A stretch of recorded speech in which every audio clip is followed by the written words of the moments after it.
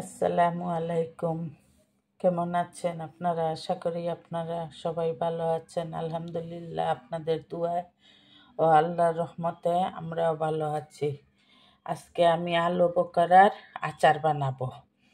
তো আমি প্রথমে কৃতজ্ঞতা প্রকাশ করছি। এই আলু বকরা আমার মেয়ের মতো একজন মেয়েই ধরেন, উনি আমাকে প্রায় 5 কেজির মতো দিয়েছেন।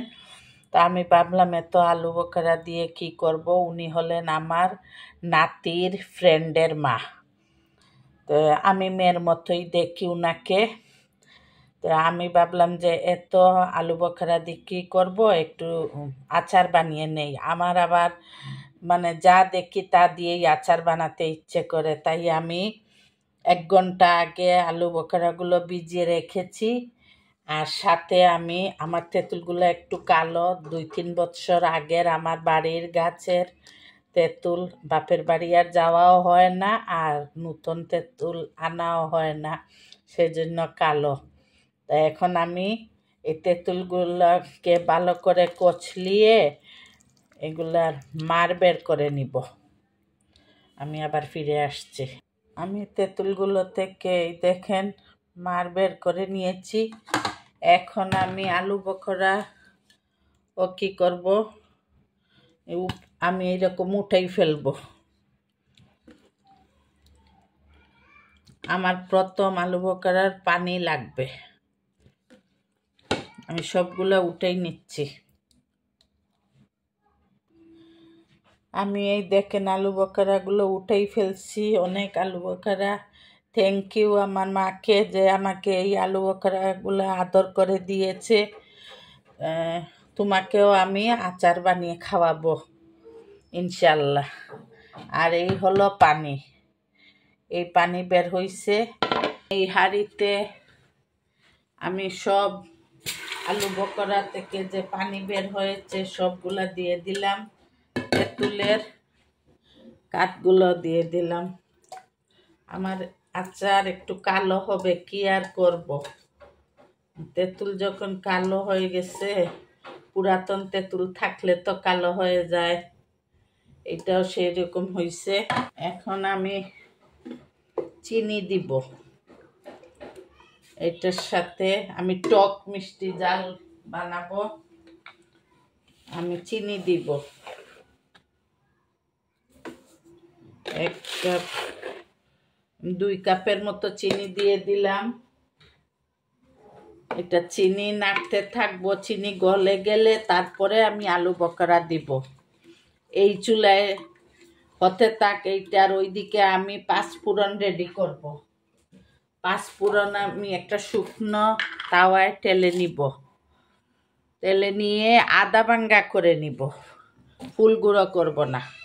আমি এটা আলু বখরার আচার বানাচ্ছি, সেহেতু আমাকে একটু সরিষার তেল দিয়ে দিব। আচার বানাবো আর সরিষার তেল নাই তা তো হতে পারে না। একটু সরিষার তেল দিয়ে দিলাম, সাথে সিরকাও দিব। সিরকা প্রিজারভেটিভের কাজ করে। এই আমি সিরকাও দিয়ে দিলাম। আপনাদের যতটুকু বানাবেন ততটুকু আন্দাজে সব কিছু দিবেন। আমি আমার আন্দাজে দিয়ে দিলাম। এখন আমি এই আলু বখরাগুলো দিয়ে দিব।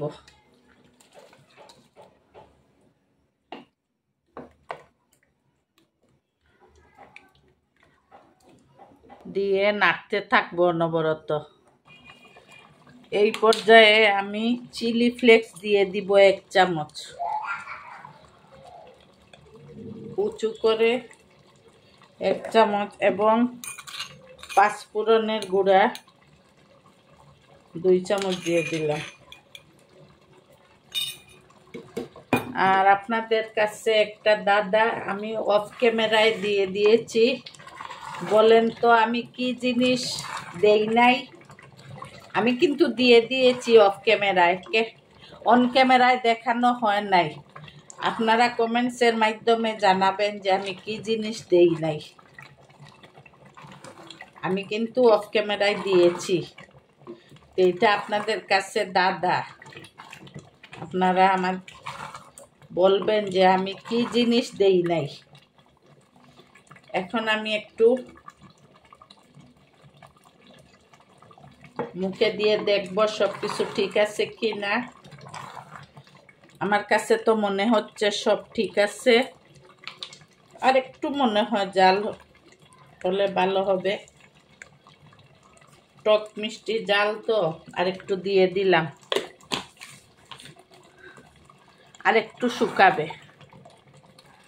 আমি পাঁচ ফোড়নের গুঁড়া আরো 1 চামচ ওইটাও দিয়ে দিলাম, তাহলে গ্রানটা আরো ভালো আসবে।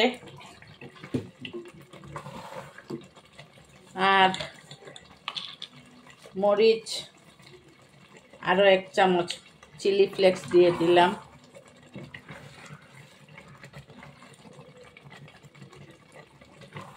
আমার আচার হয়ে গিয়েছে, আলু বোখারার আচার। আপনারা যদি পেজ থেকে আমাদের এই ভিডিওটি দেখে থাকেন তাহলে লাইক, কমেন্টস ও শেয়ার করবেন এবং ফলো দিয়ে আমাদের পাশে থাকবেন। আর যদি ইউটিউব চ্যানেল থেকে দেখে থাকেন তাহলে সাবস্ক্রাইব করে নেবেন এবং পাশে থাকা বেল আইকনটিতে ক্লিক করবেন যাতে নোটিফিকেশন আপনারা আগে পেয়ে যান এবং ভিডিওটি দেখতে পারেন।